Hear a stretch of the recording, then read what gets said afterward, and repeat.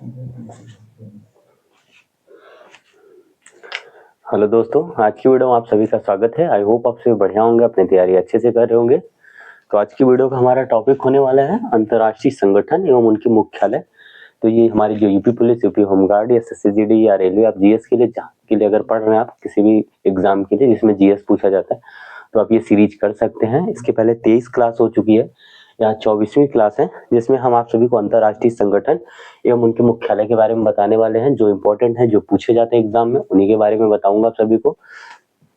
कोशिश करिएगा कि नोट कर लीजिएगा, जिससे आपको याद हो सके और रिवीजन आप जब करना हो आप सभी को, तो आपके पास एक प्रॉपर नोट्स हो और आप उससे जल्द से जल्द रिवीजन कर पाओ अच्छे से। ठीक है, तो चलिए वीडियो को शुरू करते हैं। जो भी भाई लोग नए जुड़े होंगे, चैनल को सब्सक्राइब कर लीजिएगा। आगे आने वाली सारी अपडेट आप सभी को मिलती रहेगी। स्पेशली ये देखो क्लासेस यूपी होमगार्ड के लिए है, लेकिन हाँ, जिसमें जीएस पूछा जाता है, जीएस चेंज नहीं होने वाला है। आप ये यहाँ से पढ़ सकते हो अच्छे से। ठीक है, तो चलिए वीडियो को शुरू करते हैं। पहला, विश्व खाद्य एवं कृषि संगठन। विश्व खाद्य एवं कृषि संगठन, तो इसका मुख्यालय कहाँ पे है भाई? इधर मुख्यालय रहेगा, इसका मुख्यालय है रोम में। और रोम कहाँ? इटली। ठीक है, विश्व खाद्य एवं कृषि संगठन का मुख्यालय रोम, इटली में। ठीक है, नेक्स्ट बात करें, विश्व डाक संघ।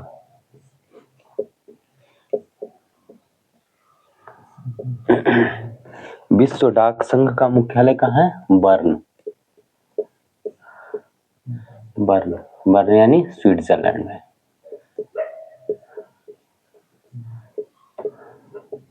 ठीक है, विश्व डाक संघ का मुख्यालय बर्न, स्विट्जरलैंड। विश्व खाद्य एवं कृषि संगठन का मुख्यालय रोम, इटली में। साथ में पढ़ते जाइए, रटते जाइए, याद करते जाइए, तभी याद होगा आप सभी को। ठीक है,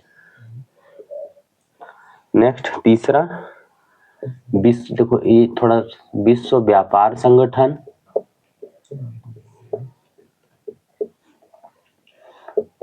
ठीक है, विश्व व्यापार संगठन हो गया। चौथा, अंतर्राष्ट्रीय श्रम संगठन।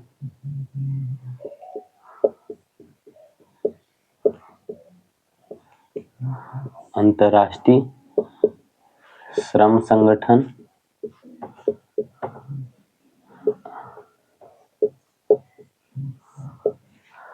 नेक्स्ट बात करें, पांचवा, विश्व मौसम संगठन।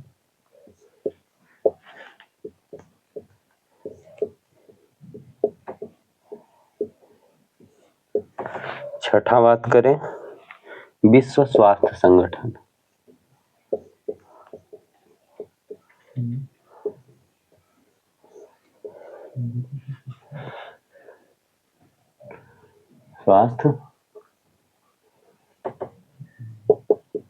स्वास्थ्य संगठन। ठीक है,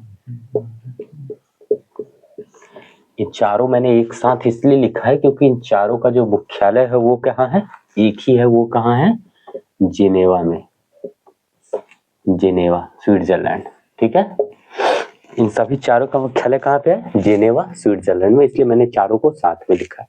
ये पांचवा भी आप या इसमें इंक्लूड कर सकते हो, क्योंकि ये लेकिन बस फर्क इतना है कि ये बर्न स्विट्जरलैंड में है, ये जिनेवा स्विट्जरलैंड में। ठीक है, ये ध्यान रखिएगा, इसलिए मैंने थोड़ा अलग लिखा है इनको। बाकी है ये सारे वहीं पे। और आपसे स्विट्जरलैंड नहीं पूछा जाएगा, आपसे यही पूछा जाएगा विश्व डाक संघ का मुख्यालय कहाँ है? बर्न।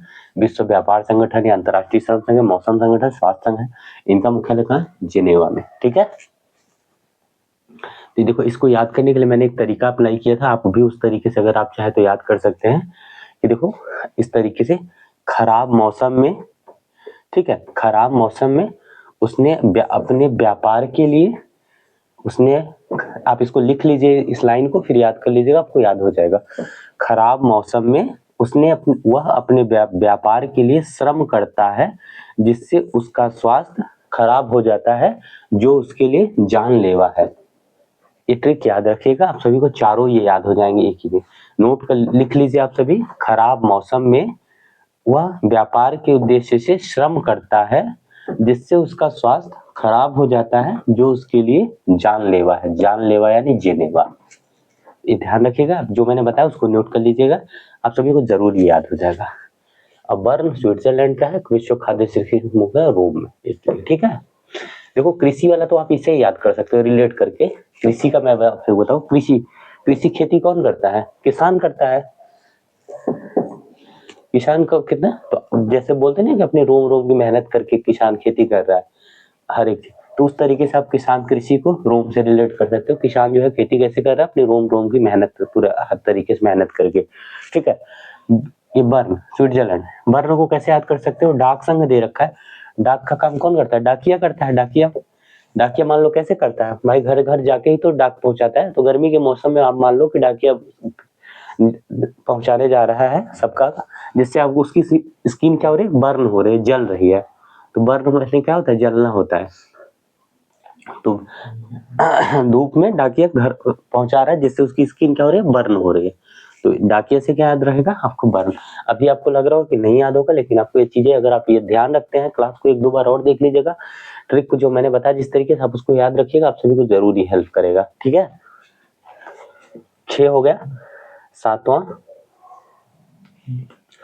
विश्व बैंक। देखो विश्व बैंक का नाम आते ही आपके माइंड में यूएस आना चाहिए, सारा पैसा वहीं जमा है। अंतरराष्ट्रीय मुद्रा कोष। इस तरीके से ध्यान रखो कि सारा पैसा कहाँ है? यूएस के पास है। तो कहाँ पे है इसका मुख्यालय? वाशिंगटन डीसी में। कहाँ पे है? Washington DC. ये कहाँ है? यूएस से, यूनाइटेड स्टेट ऑफ अमेरिका। ठीक है, ये ध्यान रखिएगा। नेक्स्ट बात करें, 9वां, अंतरराष्ट्रीय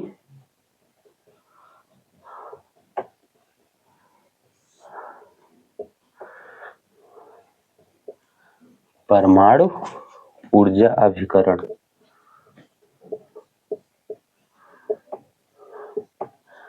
अंतरराष्ट्रीय परमाणु ऊर्जा अभिकरण का मुख्यालय कहाँ पे है? वियना। अब वियना कहाँ है? ऑस्ट्रिया में है।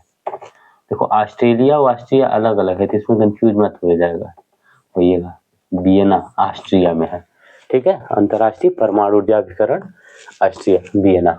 ठीक है, चलिए आगे बढ़ते हैं। इसको नोट कर लीजिए आप। आई होप समझ में आया होगा। मैंने पूरी कोशिश की आप सभी को समझाने की, बताने की।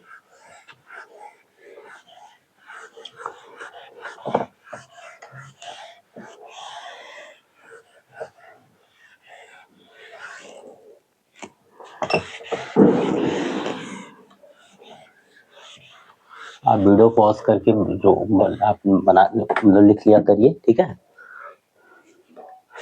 नेक्स्ट बात करें, यूनेस्को। ये कौन सा है? 10वां है। यूनेस्को का मुख्यालय कहाँ है? फ्रांस, यानी फ्रांस में कहाँ? पेरिस में है। पेरिस यानी फ्रांस तो कंट्री हो गया, लेकिन फ्रांस के पेरिस सिटी में जो है यूनेस्को का मुख्यालय है। ठीक है, 11, फ्रांस की राजधानी का कहाँ है? जरूर कमेंट में करिए कि फ्रांस की कैपिटल कहाँ पे है। ठीक है, अरब लीग। अरब लीग का मुख्यालय कहाँ पे है? काहिरा में है। ठीक है, अरब लीग का मुख्यालय काहिरा। नेक्स्ट 12वां बात करें, यूरोपीय संघ। यूरोपीय संघ और नाटो,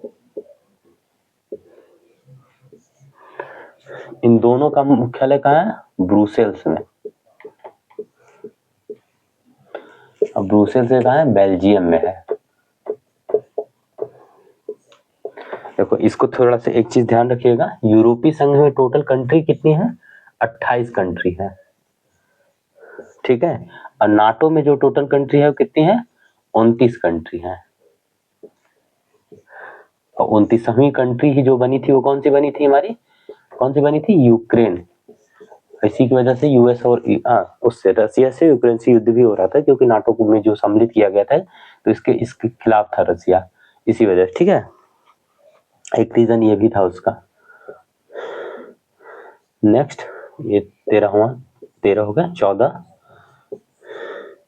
नाफ्ता, NAFTA, नाफ्ता। इसका देखो ये इंपॉर्टेंट नहीं है, लेकिन आप ये ध्यान रख लीजिएगा। इसमें 3 सदस्य देश हैं, कौन कौन से हैं, अमेरिका, कनाडा और मैक्सिको। अमेरिका, कनाडा और मैक्सिको। इसका देखो, इसका नाफ्ता का मतलब क्या होता है, नॉर्थ अमेरिका ट्रेड एग्रीमेंट। ठीक है, north America free trade agreement. North America free trade agreement.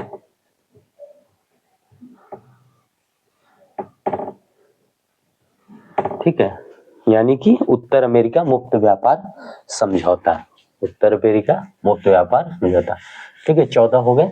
आगे बढ़ते हैं, इनको नोट कर लीजिए आप।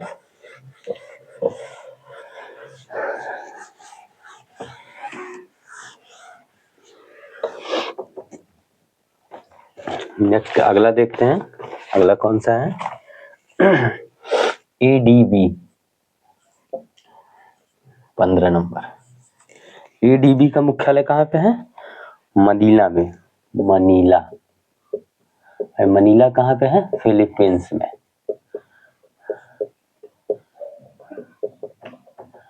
इसका देखो, ADB का मतलब क्या होता है, एशियाई डेवलपमेंट बैंक।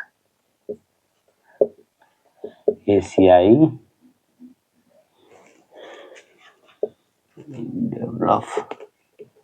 Development bank. ठीक है, एशियाई डेवलपमेंट बैंक यानी कि एशियाई विकास बैंक। ठीक है, हिंदी में देख लीजिए अगर, एशियाई विकास बैंक।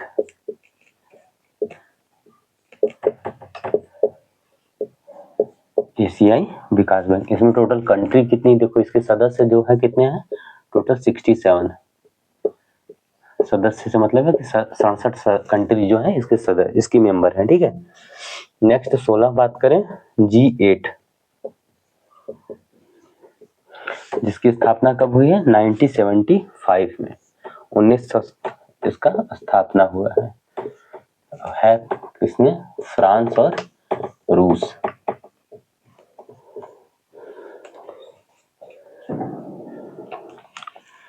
नेक्स्ट बात करें, 17वां SAARC.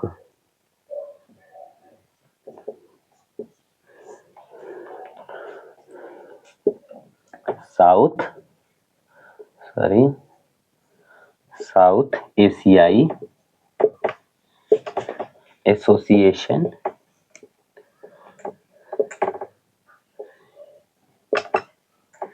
For regional.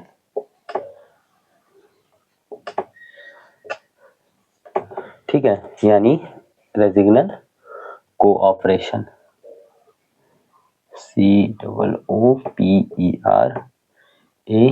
COOPERATION, cooperation यानी दक्षिण एशियाई क्षेत्रीय सहयोग संघ। लिख देता हूँ, दक्षिण एशियाई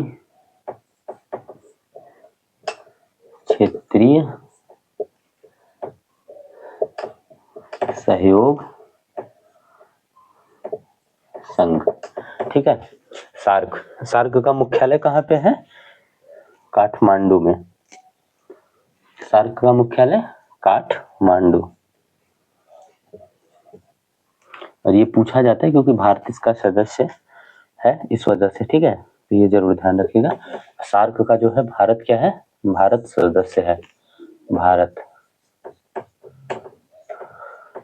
भारत इसका सदस्य है।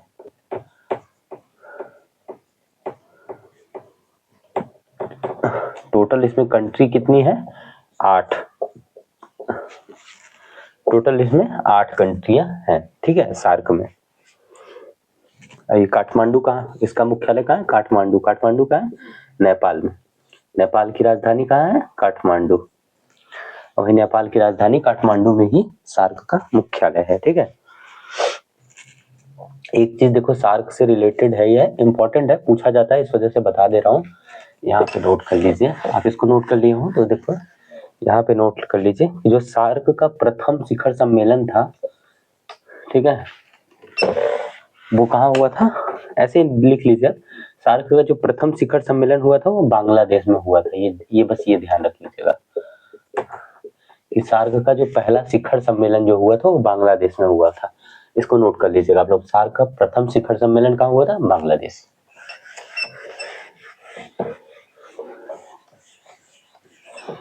सार्क इंपॉर्टेंट है क्योंकि भारत भी इसका कंट्री है, मतलब सदस्य देश है, तो इस वजह से सार्क थोड़ा इंपॉर्टेंट है, तो ध्यान रखिएगा, इसलिए मैंने इसके बारे में इतना डिटेल से बताया आप सभी को। ठीक है,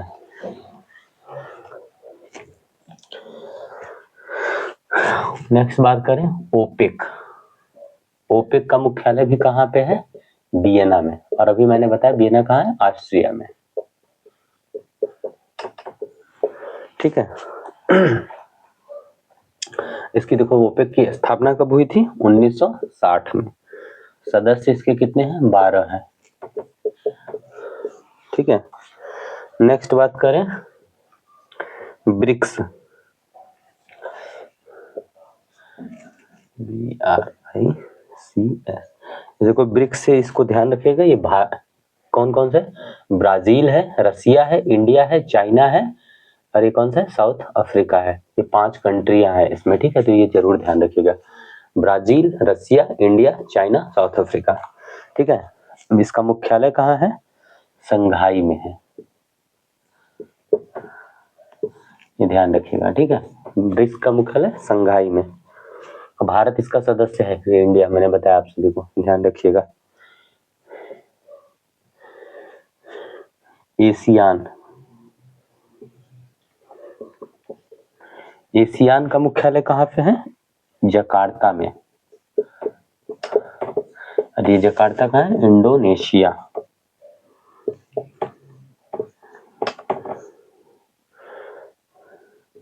एशियान देखो, ये पूछा जाता है कि भारत इसका सदस्य है, तो भारत इसका एशियान का सदस्य भारत नहीं है। ठीक है, एशियान का देखो बता दो, दक्षिण पूर्व एशियाई देशों का समूह। दक्षिण पूर्व एशियाई देशों का समूह। ठीक है,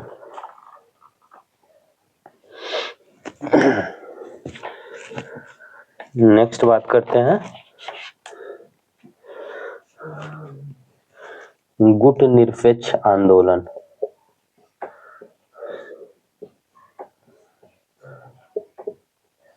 गुट निरपेक्ष आंदोलन, NAM। ठीक है, गुट निरपेक्ष आंदोलन, टोटल कितनी कंट्री? 120 कंट्री है। 120 कंट्री। इसका देखो गुट निरपेक्ष आंदोलन यानी नॉन एलिगेंट मूवमेंट। ठीक है, भारत इसका सदस्य, इसका प्रथम सम्मेलन जो भारत जो है इसका सदस्य है, गुट निरपेक्ष आंदोलन का सदस्य भारत भी है। इसका जो प्रथम सम्मेलन हुआ था कहाँ हुआ था? 1961 में हुआ था। ठीक है, 1961 में बेलग्रेड में। कहाँ हुआ था? 1961 में बेलग्रेड में। ठीक है, तो गुट निरपेक्ष आंदोलन से ये चीजें याद रखें, भारत इसका सदस्य, टोटल 120 कंट्रियां हैं, जिसकी स्थापना 1961 बेलग्रेड में हुई थी। ठीक है, नॉन एलिगेंट मूवमेंट, NAM। ठीक है, तो देखो ये जो थे मुख्यालय अंतरराष्ट्रीय संगठन, उनके मुख्यालय बस इतने ही थे जो इंपॉर्टेंट है, जो पूछे जाते हैं, जैसे जिस तरीके से क्वेश्चन बनता है वो सारी चीज मैंने बताया है। ठीक है, तो मुझे नहीं लगता कि इससे ज्यादा बाहर और या फिर इससे कुछ एक्स्ट्रा पूछा जाएगा। जितना क्वेश्चन बनता है इनसे आपको देखना, कोई भी टेस्ट वगैरह आप देंगे तो उसमें अगर यहाँ से पूछा जाए क्वेश्चन, अगर आपको ये सारी चीजें याद है तो आप आराम से कर पाओगे। ठीक है, तो आज के लिए बस इतना ही। आई होप वीडियो अच्छा लगा। वीडियो को लाइक एंड शेयर जरूर करिएगा। जो भी लोग नए होंगे चैनल को सब्सक्राइब करके चैनल से जुड़ जाइएगा। आगे इसी तरीके की सारी इन्फॉर्मेटिव वीडियो अच्छे से आप सभी को मिलती रहेगी। ठीक है, बेस्ट ऑफ लक, मिलते हैं नेक्स्ट वीडियो में। अच्छे से अपनी पढ़ाई करते रहिए। ठीक है।